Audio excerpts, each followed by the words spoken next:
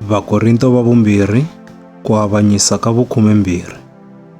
Ndzi fanele ku tidzunisa, hambileswi xi nga xihoxo. Ndzi ta vulavula hi mhaka ya swivono ni tinhlavutelo to huma eka Hosi. Ndzi tiva munhu wa ka Kreste loyi a tlakuriweke a yisiwa etilweni ra le henhla ku hundze malembe ya 14 sweswi, kumbe a ri emirini wa yena, kumbe a nga ri eka wona, a ndzi swi tivi, swo tiva hi Xikwembu. Ndzi tiva leswaku munhu wa kona, kumbe a ri emirini wa yena, kumbe a nga ri eka wona, a ndzi swi tivi, swo tiva hi Xikwembu. U tlakuriwile a yisiwa eparadeyisini, a twa marito lama nga vulekiki, lawa munhu a nga pfumeleriwiki ku ma vula. Ndzi ta tidzunisa hi munhu lowo tano, kambe ndzi nga tidzunisi handzexe, loko ku nga ri ntsena hi ta ku tsana ka mina.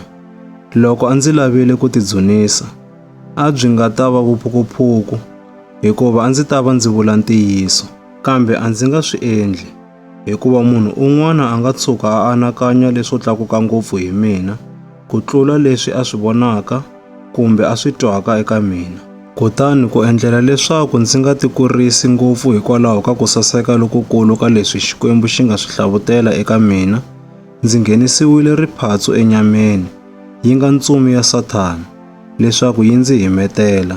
Ndzi khongerile Hosi kanharhu hi mhaka ya xilo xexo, leswaku xi suka ka mina.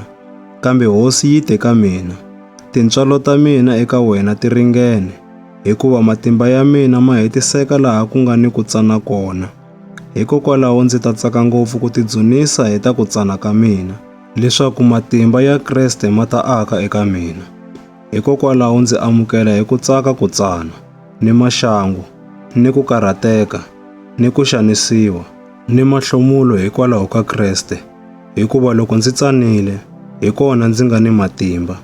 Ndzi ve xiphukuphuku, hi n'wina mi ndzi sindziseke, kasi a mi ta va mi fanele ku ndzi dzunisa, hikuva hambiloko ndzi nga ri nchumu, a va ndzi tlulanga ha nchumu, volava va nge i vaapostolo lavakulu.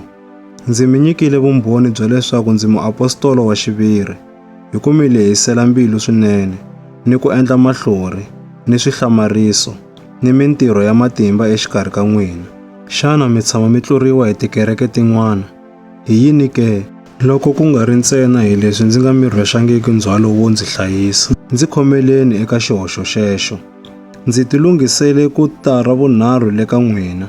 A ndzi nga mi tikiseli, hikuva a ndzi lavi swilo swa n'wina, kambe ndzi lava n'wina vinyi, hikuva vana a hi vona lava fanelaka ku hlayisela vatswari exuma, kambe i vatswari lava fanelaka ku hlayisela vana.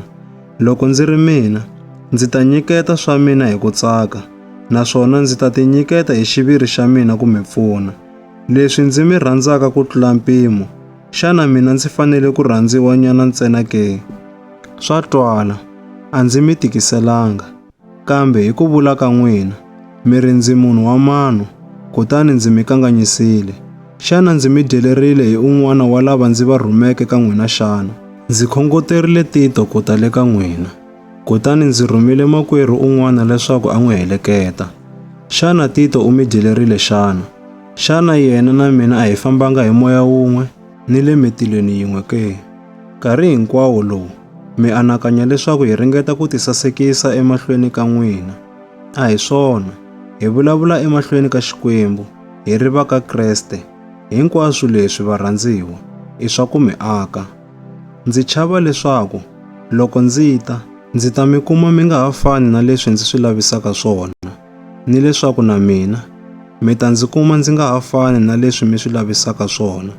Ndzi chava leswaku loko ndzi ta kuma timholovo, ni mavondzo, ni vutswaka, ni ku tirhandza, ni ku rhuketelana, ni mahlevo, ni ku tikukumuxa, ni madzolonga. Ndzi chava leswaku loko ndzi ta le ka n'wina, Xikwembu xa mina xi ta tlhela xi ndzi tsongahata emahlweni ka n'wina, kutani ndza rila hikwalaho ka lavo tala lava dyoheke khale, lava nga hundzukangiki etimhakeni ta vona leto ka ti nga tenganga, ni ta vuoswi, ni ta manyala leti va nga ti endla.